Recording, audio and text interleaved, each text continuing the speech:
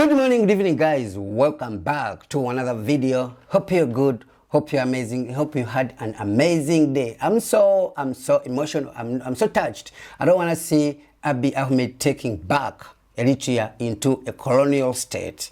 You know, the history of Eritrea has been there for a long time.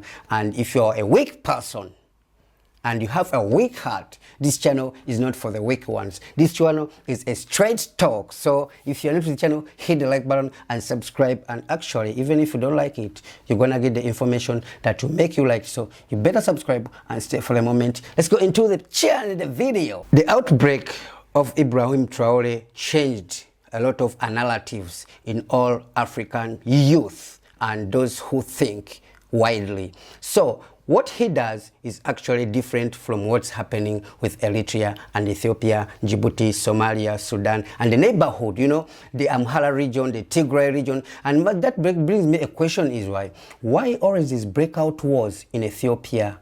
Like between the tribes, you know, and some of the tribes, you know, they have some huge population.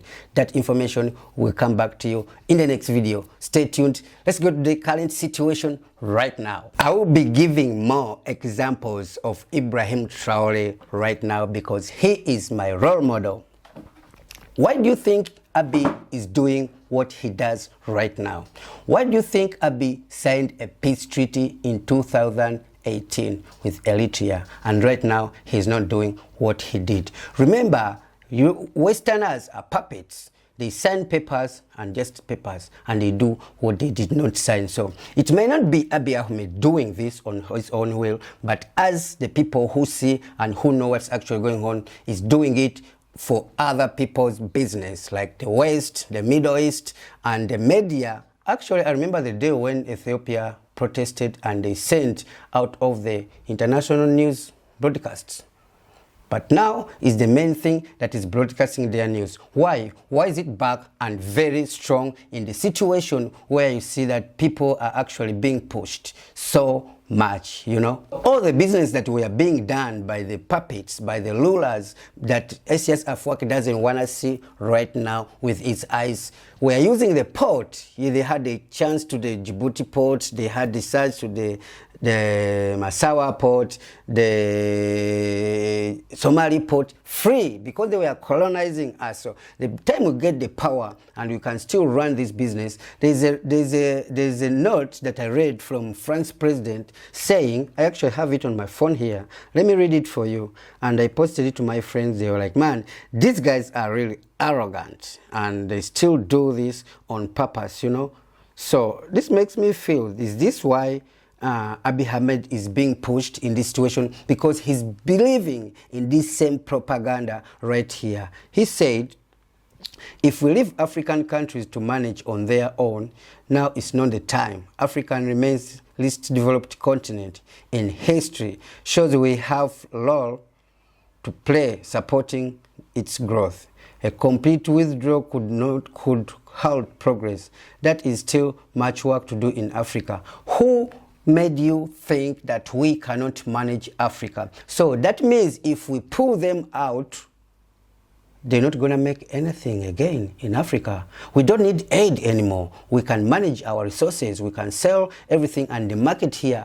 Anyway, white people and the West needs us more than we need them because they have market which they cannot afford to sustain. They have to come to Africa. So why they are still putting that mode of colonialism in dialect is because like they never let us free, guys. They never liked it and they never believe that we can still stand. Like President like Ibrahim Traore, what he's doing, they think it's wrong. Is it wrong? And Ethiopia is squeezing Eritrea. It's not because of Abiy's will. They want to gain back access pre-colonialism. I'm thinking this is going to be like World War II, second colonialism, because Eritrea is going to get like another one after another.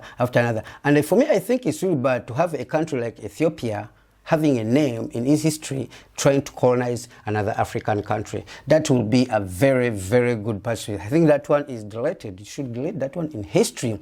These are people who share the same origins, same culture. Like they cannot be the same language, but African existence is African culture, and it is African what we do in different African countries. It's not very far from another neighboring countries. Believe me or not, as Kenyans in Uganda and Tanzania, actually most of them speak the same language. In Ethiopia they speak Tigray.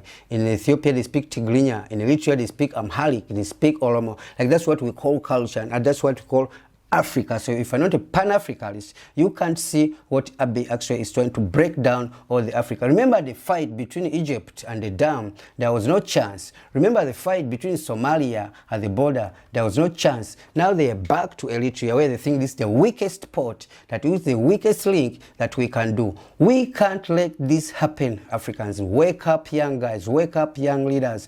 Presidents who watch videos, who post videos on internet, think before you post. I salute presidents who actually managed to do this. So, like I said, in this video, I have so many friends from Ethiopia who are on my side and who are not on my side. But I want you to hashtag, please, let's fight for Africa. Let's not make Abiy do whatever it is. I see a lot of fights for Eritrea, and they are fighting verbally, they are fighting on social media. So I want to conclude this video by saying, whoever is there, whoever who is seeing what is going on, I want the all Africa to boycott Abiy Ahmed.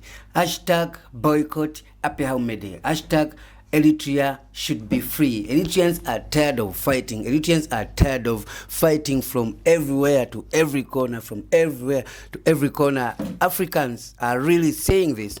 So it's in Eritrea now, it can be in Djibouti, it can be in Somalia, but you don't know, it can be in Kenya tomorrow, or it can be in your country. So puppet colonialists are still pushing some weak African leaders to come back to this nation and try to sabotage. But all we say is stop, stop, stop. Let's boycott Abiy. Let's stop trying to expand your land in the name of need of the port. You can't need the port when you don't have a diplomatic manners. If you need something, you have to be diplomatic, send papers, and work with people next to you. Like Eritreans say, they never denied anything to Ethiopia.